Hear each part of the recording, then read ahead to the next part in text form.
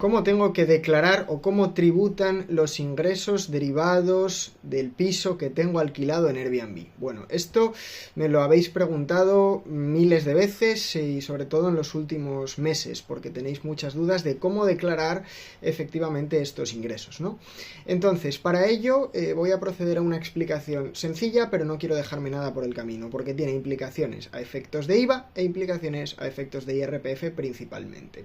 También a efectos de impuesto a actividades económicas, de IAE, pero no voy a entrar ahí, ¿vale? Bien, en definitiva lo que tenemos que contemplar son las dos opciones o las dos posibilidades que hay para alquilar un inmueble por Airbnb, ¿de acuerdo? La primera es que se trate de un alojamiento con prestación de servicios de hospedaje o se trate de un alojamiento sin prestación de servicios de hospedaje. Y me diréis, bueno, pero ¿y qué incidencia tributaria tiene esto? Bueno, pues toda la del mundo. ¿Por qué?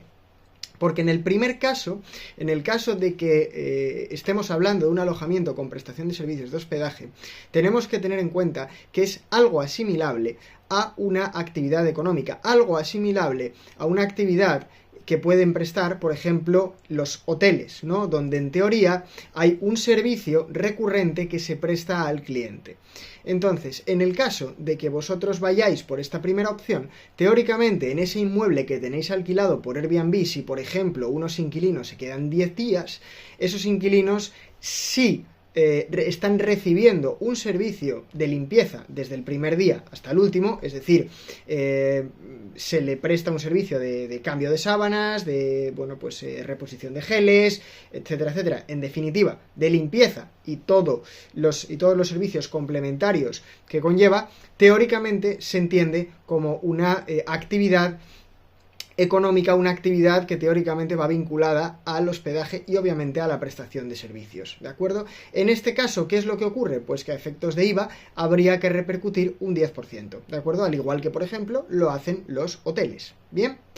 ¿A efectos de IRPF cómo se computa? Pues teóricamente tendría que computarse como una actividad económica, ¿de acuerdo? Y esa actividad económica tiene sus ingresos derivados de esos cobros de Airbnb, lógicamente, o cobros del cliente, y luego una serie de gastos que lógicamente son deducibles, porque son gastos absolutamente necesarios para la obtención de los ingresos. Hay una correlación directa que en definitiva es lo que exige la agencia tributaria para poder deducir los gastos, ¿de acuerdo? Con lo cual, primera categoría, que es ese alojamiento con prestación de servicios de hospedaje, a efectos de IVA se considera que hay que repercutir un 10%, ¿de acuerdo? Y a efectos de IRPF contemplarlo como un rendimiento de la actividad económica, ¿de acuerdo? Bien.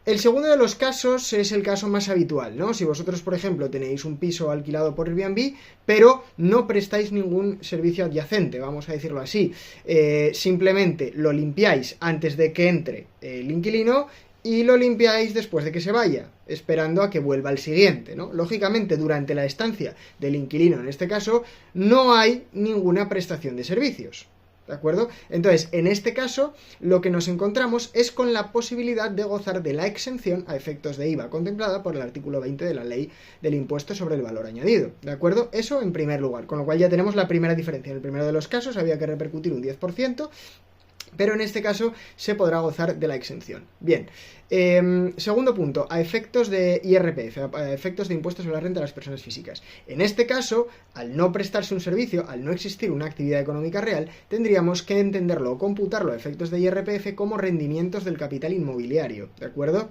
Bien, rendimientos de actividades económicas, como ya os expliqué muchas veces, y rendimientos del capital inmobiliario, sí es verdad que van a la misma base imponible, a la base imponible general, ¿de acuerdo? Tributando en los gravámenes que correspondan a la escala general en este caso, ¿de acuerdo? Bien, entonces, dentro de los rendimientos del capital inmobiliario también hay una serie de gastos deducibles, por supuesto, que son o que pertenecen al contribuyente a efectos de minorar, lógicamente, el rendimiento neto de capital inmobiliario a declarar, ¿de acuerdo? Entonces, esos gastos, lógicamente, van a ser imputados en proporción a la utilización del inmueble para este destino, para alquilarlo en definitiva por Airbnb, ¿de acuerdo? Hay una puntualización que quiero hacer aquí que es muy importante, que muchos de vosotros sabéis que hay una reducción del artículo 23.2 de la ley de IRPF que es para aplicar el 60% sobre los rendimientos generados, rendimientos netos generados sobre el alquiler de viviendas. Y muchos me preguntaréis, oye Quique, ¿y en este caso, en el caso de tener inmuebles alquilados por Airbnb, esta reducción es aplicable? No, en ningún caso, porque esa reducción solamente se prevé, para que me entendáis, para alquileres de tipo tradicional, es decir, una persona que tenéis como inquilina y tenéis firmado un contrato de arrendamiento de X años, ¿no? Entonces, esa persona tiene en vuestro apartamento, en vuestro piso, en vuestro inmueble, su vivienda habitual, con lo cual ahí sí que podéis aplicar la reducción del 60%, ¿vale? Una reducción que va a cambiar a partir del año 2024, que ya os comentaré, porque se verá reducida en algunos casos y aumentada en otros, ¿de acuerdo? Pero bueno, ya haré un vídeo específico para comentar esto. Entonces, muy importante hacer la puntualización de que si los alquileres, o por ejemplo, un inmueble que tenéis alquilado por Airbnb de 365 días, 280, bueno, pues que sepáis que esa reducción del 60% del artículo 23.2 no es en ningún caso aplicable para vosotros, ¿de acuerdo? Entonces, vuelvo a hacer un pequeño resumen. Importante tener claro que, por un lado, está el alojamiento con prestación de servicios de hospedaje, y por otro lado está el alojamiento sin esa prestación de servicios. Como veis, a efectos de IVA y a efectos de imposición directa, concretamente en el impuesto sobre la renta de las personas físicas, IRPF, no tiene la misma consideración, ¿vale? Y hay que revisarlo muy bien, y sobre todo, por supuesto, declararlo, porque muchas personas y muchos contribuyentes y muchos clientes que me llegan al despacho, oye Quique, tengo este problema, no he declarado esto, no tal, no cual, tengo cobros por el banco, y bueno, pues lógicamente esto conlleva problemas, ¿no? Porque además, en definitiva, Airbnb actúa como plataforma, como bien sabéis, y lógicamente os cobra también una comisión porque podáis tener, digamos, el inmueble puesto en esa plataforma, anunciado en esa plataforma, ¿de acuerdo? Con lo cual, pues, lógicamente, ese cobro os lo va a hacer directamente Airbnb, perdón, ese pago por parte de Airbnb lo vais a tener vosotros como cobro dentro de vuestra cuenta bancaria a efectos netos, es decir, el ingreso menos la comisión que cobra Airbnb, ¿de acuerdo? Entonces, lógicamente, hay un rastro a todos los efectos que se está dejando y que, por supuesto, es obligatorio declararlo en los términos que os comentaba con carácter previo, ¿de acuerdo? Si os ha parecido interesante, dejadme un like al vídeo, y próximamente, si queréis, hablaré un poco más específicamente de la posibilidad de deducir los gastos, cómo imputarlos, etcétera, a efectos de alquileres de inmuebles por Airbnb. Muchas gracias por vuestro tiempo y nos vemos en próximos vídeos.